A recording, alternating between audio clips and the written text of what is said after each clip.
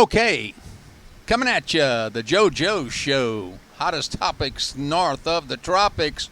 Getting back to the airwaves. What can I say? Football hot. Football on the horizon, less than, I guess, month and a half away. A lot of topics, a lot of things have changed this football season. For the good, for the bad. Got cousin, nephew, Aaron, right here. Hello. We're on the backdrop of a happy birthday 80th party for Aunt Gay, my sister. One of the last two of the Delatory clan, the oldest. But football's on the horizon, plus some good jambalaya. Hot afternoon, Saturday here in downtown Denham. Again, how you been, Aaron? Doing good, Joe. How you been? Oh, man, just great. Life's great. We'll jump right into it. You know the NIL, name, image, likeness. What do you think about it? Is it good or bad? You know the kids are cashing in on a lot of money here and there, trading schools, jumping schools. What do you think? Well, I just think that I think it's a good thing for the athletes. I don't know about for the schools themselves or what they're going to become, you know, when these people are transferring, and it's just going to make the whole league a lot different. I think it's going to be competitive, but I just think it's going to be good for the players, and in the end, I think it's going to be good in the all-around. Yeah, you know, it's NIL, and like I say, they can cash in for this and that. LSU's got a few guys on TV right now making commercials. I don't know how much they're making. The thing of it is to me, some of the top-notch kids in the country, their value is anywhere from $1 to $8 million, and you hear and see that. Are they going to get all that at one time, or is it on a contract? Or what if they do transfer to another school within the same year or the next year? Where does all that money going to go? To me, that's the problem. Does it go in escrow? Does they spend it right now? They're driving around. I saw one coach's comment said, when you see kids driving around in Bentleys in college campuses, this is buying players. Do you think that's the concept? That's what they wanted to do, buy players? Well, I don't really know about if they wanted to buy the players, but they're giving the players and the kids the opportunity to make the money while they can. And I think it's a free opportunity for every college and every player.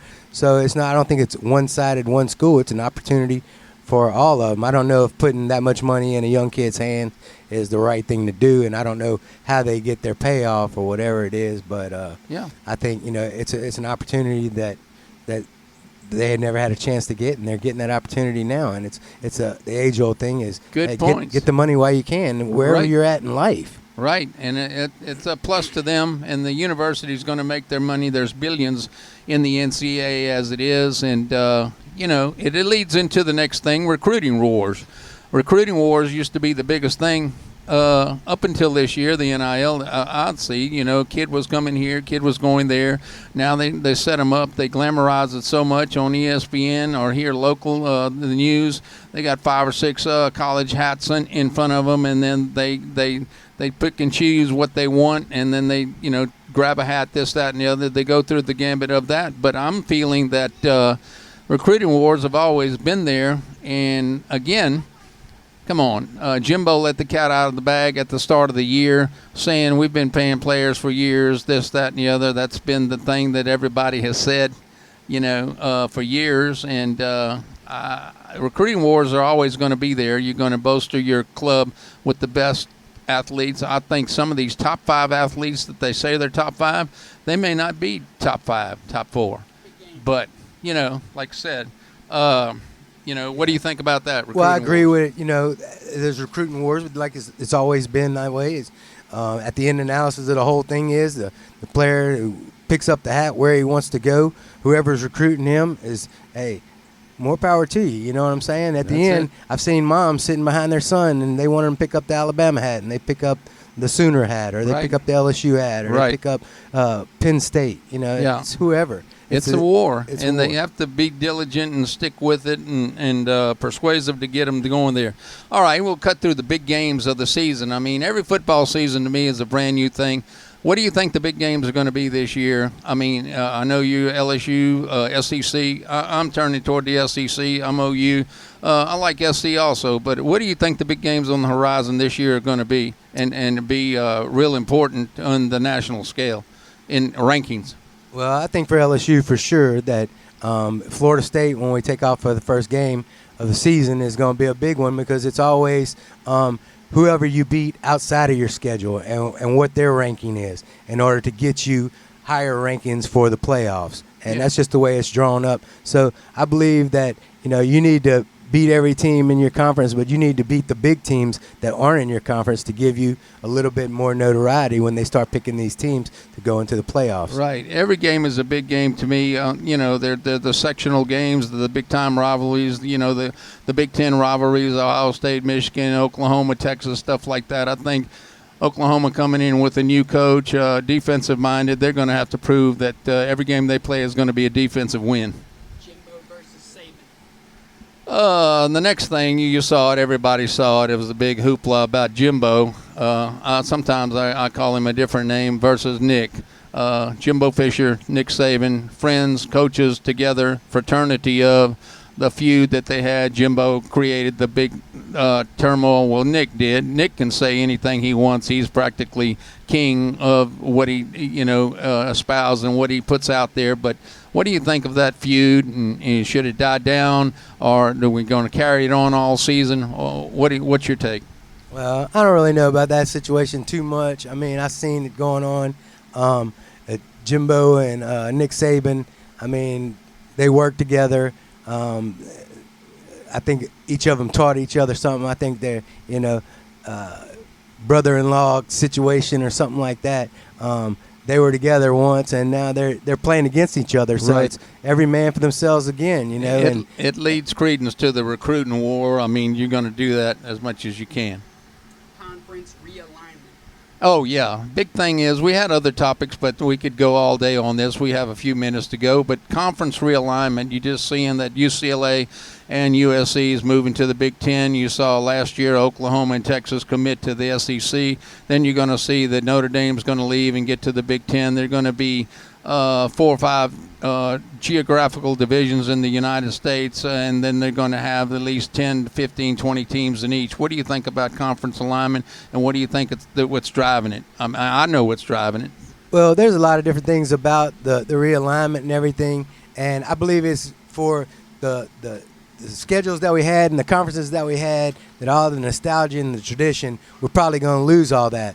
But then again, there's an opportunity for the players and these schools to say, oh, they always say the SEC is the powerhouse, and these people are coming over here playing in the SEC, for instance, against in our conference, LSU's conference, and that's where they got more people in the NFL from the SEC probably than anybody there. So these kids, it's just another opportunity for them to be in there. I hate the fact that it's going to lose the nostalgia of the Big Ten, the Big 12, and something that we've been watching forever. Yeah. But it's a new era, and with everything that's going on, it's definitely a new era. Whatever alignment's going to be, it's going to be on TV, and that's where the big moneymaker is, for a fact. Playoff contenders, our director saying over there, Little Joe, playoff contenders, which means, I forgot, what is the format, BCS, CFP, whatever the case may be, but playoff contenders, who your top 4 or maybe your top 5 or 6. I got Alabama, I got Michigan, I got probably maybe Ohio State too, and then out of the Big 12, it'd have to be Oklahoma if they can get win all their games, and possibly Clemson. What would be your top 4 or 5 picks for the playoff? I really don't know. I'm definitely going to have to put Alabama in there. It don't seem like they're ever going to leave that era that they're in right now. They've been there for the last 10, 12 years, so I'm going to put Alabama in there. I definitely think that Michigan probably may come up.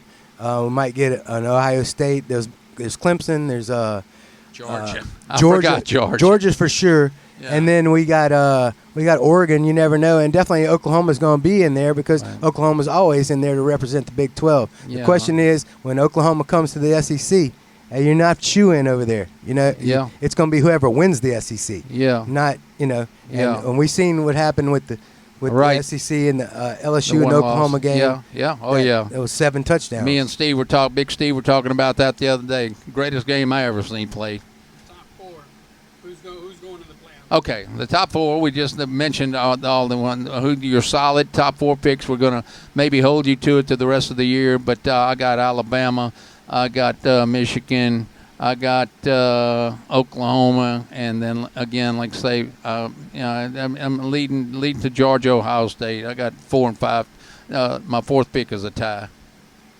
All right, that's gonna be a tough one. I'm as much as Alabama's going to be in there, I think LSU's picking up some good people. I think it's going to be whoever wins the SEC for sure is going to be in there. And then I'll go ahead and pick Oklahoma coming out of the Big 12 because they're always there. Yeah. And then I'll throw like a Michigan or an Ohio State. Yeah. I mean that's basically you're limited almost. I don't see Miami doing anything with a new coach yet, and you're looking somebody to come out of the East. I think the West is in a little turmoil. SC is going to have not win every game. They're not going to be a power in the Pac-12. They're going to be just a forerunner till they hop over here into the Big Ten. But it's great seeing you. Great having you over. We're going to have a good time here a little bit, and we're back on the air, and we're going to keep it like this. We may get political one day, but who knows? All right, if Joe. you still can. I thank y'all for having me on the show. All right, and, man. It's great. Looking forward to the rest of the day. Great. Make sure Easton sees us. Hey, Later. son.